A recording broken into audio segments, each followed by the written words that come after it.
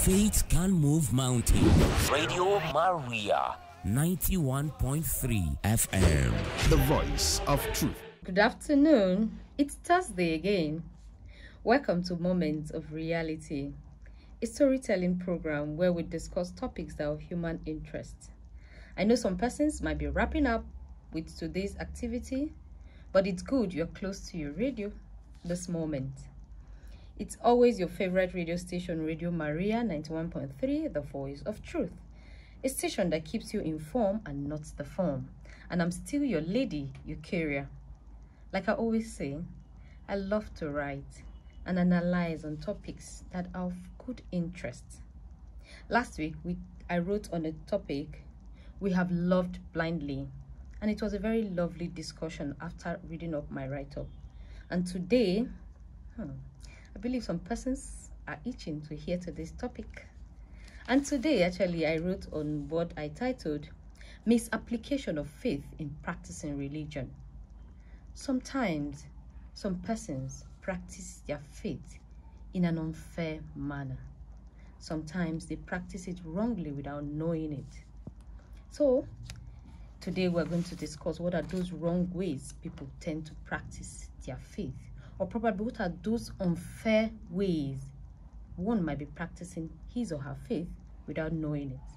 Let's go for a short break. Please don't go away because you definitely enjoy this program. When I come back, I will read out the write-up. Welcome back to Moments of Reality. For those who were not around when we did our previous introduction, I said this is Moments of Reality, a storytelling program where we tend to write on topics that are of human interest every Thursday 4 p.m. on Radio Maria. And today, I said earlier that I wrote on what I titled Misapplication of Faith in Practicing Religion. A woman went to church and was told by her pastor that the enemy fighting her home was in her husband's family.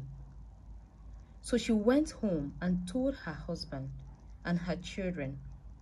The husband turned against his 7 siblings, calling them enemy of good fortune and breakthrough, even though he was the most successful one among them financially. This couple inculcated this hatred in the mind of their children, to the extent their children grew up, got married, and extend the same hateful speech to their wives, and warned them strictly not to have anything to do with their uncles and aunts. This hatred was so much that the sons of this couple, who are now adults and fathers, vow not to help their uncles and aunts whenever they see them in need, believing that they might use their money for evil intention, just because of what the pastor said and the interpretation their parents give to the message. If of a truth that there was a household enemy, was generational hatred the solution to it? Sometimes we practice our faith in a very wrong way that portrays ignorance and total lack of knowledge on who God truly is and what he expects from us as his children. Our Muslim brothers who stoned and burnt Deborah Yakubu to death in Sokoto State were practicing their faith. Even though the Sultan of Sokoto, Mohammed Sa'ad Abubakar, condemned it in a very strong term, which obviously showed that such acts was wrong. The greatest commandment of God is love, either as a Muslim or as a Christian. And when I say love, I mean truth, justice, fairness, peace, honesty, selfless service. I feel it would have been fair and just if she was reported to the right religious leader and maybe asked to pay a mandatory fine. That is, if truly what she said was actually wrong. Because it's our duty as citizens to respect each other's religion. Hatred is never the best tool for change because it sometimes creates more rivalry and opposition. As a child, growing up, I have always seen Islamic religion as a religion of love and peace. I had my secondary school years in Kano State, in a school called Federal Government Girls College, Nigeria. I had a lot of Muslim friends who showed me love. As a matter of fact, my school daughters were Muslims.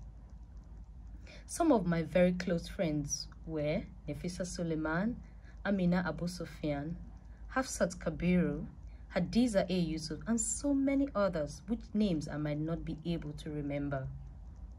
Back then in school, the Muslims believed in peace and generosity.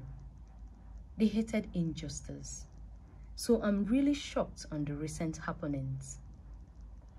I'm a Christian, so permit me to dwell more on Christianity.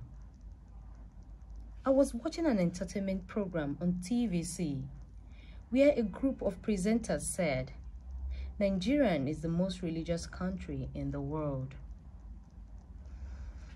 This is not true, but I feel she said it because of the increase in the number of churches in Nigeria.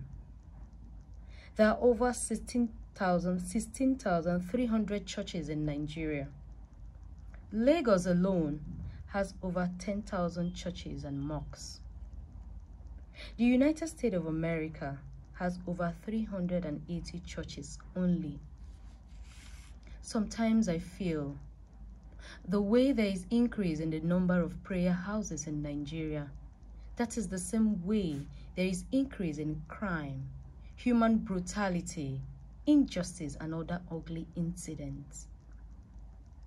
When I talk about crime, I'm not basing my fact on bandits, Boko Haram, kidnapping, political problem, and other acts of terrorism that has always made headlines in the front page of our national newspaper. But all those acts of wickedness, inhumane attitude we exhibit towards ourselves as individuals. Let's go for a short break. Let me just take a glass of water. I'll be back. When I talk about crime, I'm not basing my fact on bandits, Boko Haram, kidnapping, political problem, and other acts of terrorism that have always made headlines in the front page of our national newspaper. But I am talking about all those acts of wickedness and inhumane attitude we exhibit towards ourselves as individuals. Our attitude in the office, where a staff will selfishly fabricate lies just to demote a staff.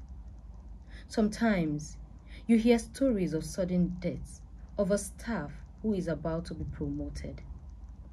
I know death is natural and inevitable, and I know God gives and takes, but some death can be man-made. Early this month, a video clip was trending on Facebook of a woman beating up a very little boy mercilessly. 2 months ago, a man brutally killed his wife over a quarrel at home in Anambra State. The case of Osinachi, the gospel singer, is not left out of this. What of the incident of a male school teacher raping a female pupil? Cultist group in school killing each other. Yahoo boys using human parts for ritual killing just to make money. A Nollywood actor, Prince Emmanuel Abuchi, who was killed by his personal assistant in Asaba, Delta State. What of the case of an Abuja-based pastor whose son killed his girlfriend, cut her body into pieces, put it in a bean bag and threw it into the river in Kubwa? And recently, we hear of a woman who had fatal accident and died over chasing a cheating husband. And many other immoral, inhuman, and painful incidents that has occurred and still occurring. That is why Luther Bubak said, and I quote, Most people's religion is what they want to believe, not what they should believe. My fellow Nigerians, love must lead first before change can occur. Another observation I have made among my fellow Christians is that some persons practice their faith differently based on their environments and need. A young boy who grew up in Delta State or Benin City has a unique way of practicing his faith. And when this particular young man comes to Abuja, he develops another pattern again. The young man who was told that all neighbors in Benin City are witchcraft comes to Abuja and discover for him to get a good job, he needs connection. So he began to develop a friendly attitude towards people around his neighborhood. He replaced the witchcraft mentality to knowing the importance of neighbors. Maybe this is the reason Reno Omakere, a Nigerian author and social media influencer, said, and I quote, "Religion thrives in Nigeria because of suffering. When you relocate abroad, those things you fast and pray for now seem so elementary, and your mind is able to be free of religious delusion and previously hold you in bondage." Then my question is, where does all this misconception and diverse way of practicing Christianity comes from? For me, I feel it comes from some religious leaders whom, for quest of getting members, use some negative and false words, comments and action that can appeal and control their members' emotions and psychology. A writer once said,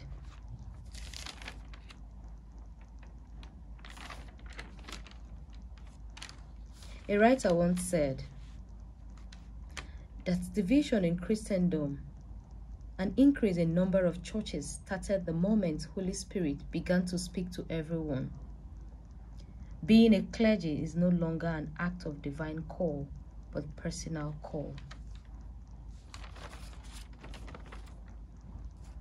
It's obvious that a woman might become a pastor because her husband is a pastor.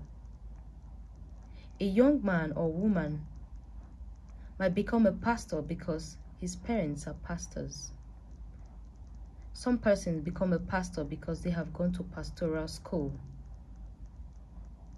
A man might become a priest because his parents advise him to be a priest, while some might actually be by divine call. Whatever be the reason behind you taking up a religious position, either as a Muslim or Christian, please preach love, truth, fairness, justice, honesty, peace. For religion is love. In no case is it logic. A good advice is part of religion. Nature teaches us to love our friends, but religion teaches us to love our enemies. According to Abdul Sattar Edihi, no religion is higher than humanity.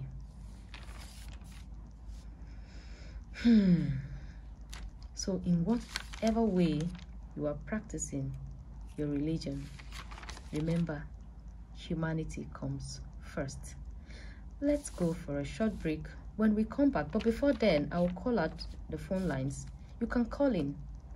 Let's know, what do you think about the way people practice their faith?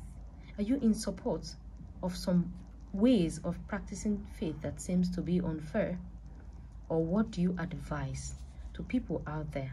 The number to call is 070 01 23 7990.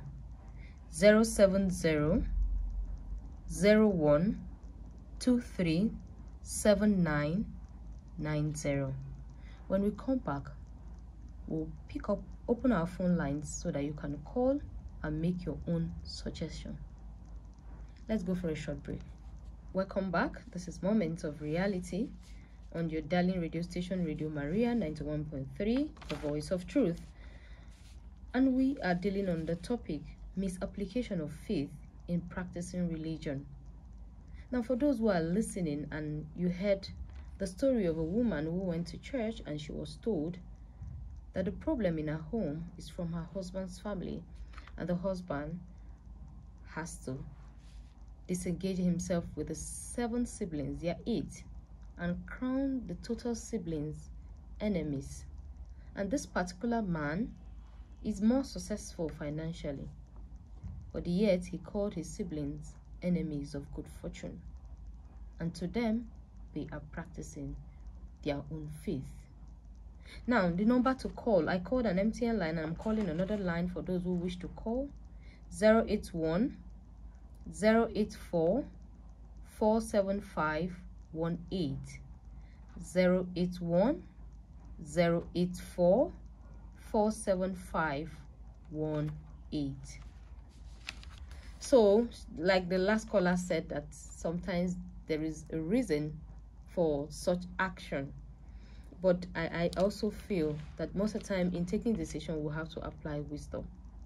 Because hatred and enmity is never the best solution for anything.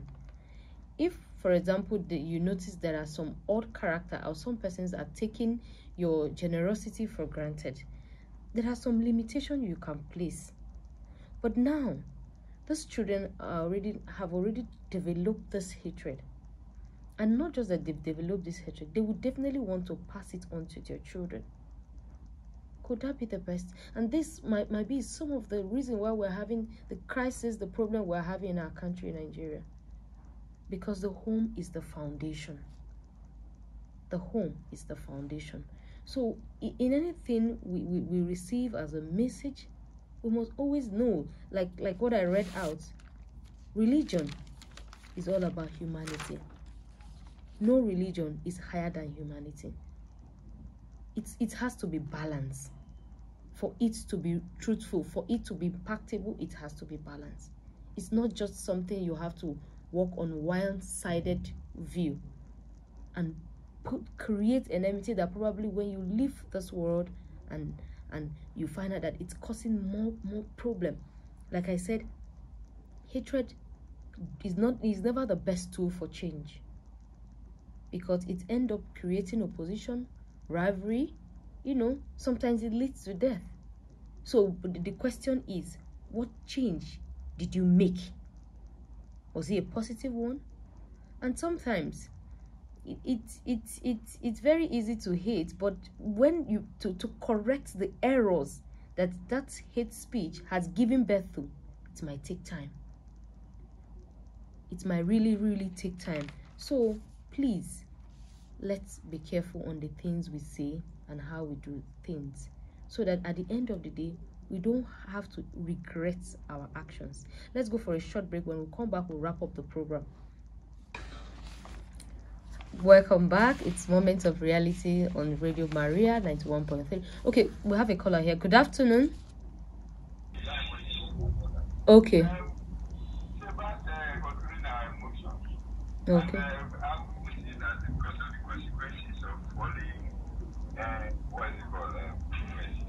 Yes. Anybody is not mature.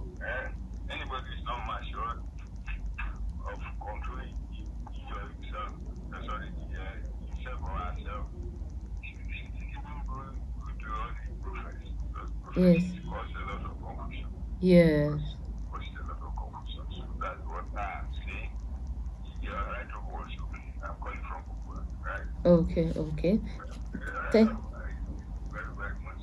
I acknowledge it. Oh. But the bottom line of it is that everybody kind of, it's not the best. It's not the best. It's better we pray and believe God. That's even unknown enemies or whatever. There's a Bible portion that says that God will not allow the desires of our enemies to come to pass in our life. Yeah. So most of the Pentecostal churches, they don't even, not that they don't believe in prophecies, but they don't go through. They don't go so much into prophecies and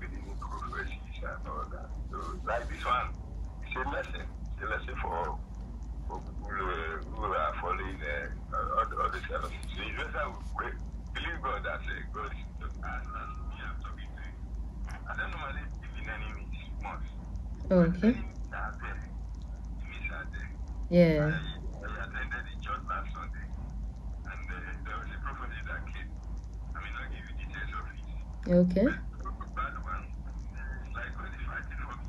Because I don't think bad of any other person. I might die before it passed. From 10 years or 12 years ago, I told me that mercy. Don't judge your hand with blame. Don't think evil of anybody. Yeah. So, Okay. my own thing is that let's just believe very, very well and pray and even when the prophecy comes, because some prophets that when they see you, or prophets and prophetesses, when they see you, they will just, without going say, I'm not even praying for you, they start prophesying. Telling you things that. Thank you very much, Dickie Morrison. Thank you. That's my take that I can allow them. Okay, thank you for calling in, Dickie Morrison. Thank you for your contributions. Okay, we'll be wrapping up with the program. Remember, it's every Thursday, 4 p.m. Moments of Reality, Radio Maria 91.3, the voice of truth. Thank you. Please, you can still check up our YouTube page, drop your comments. Then when I come next week, Thursday, we'll talk about it. Thank you for having a nice time with us.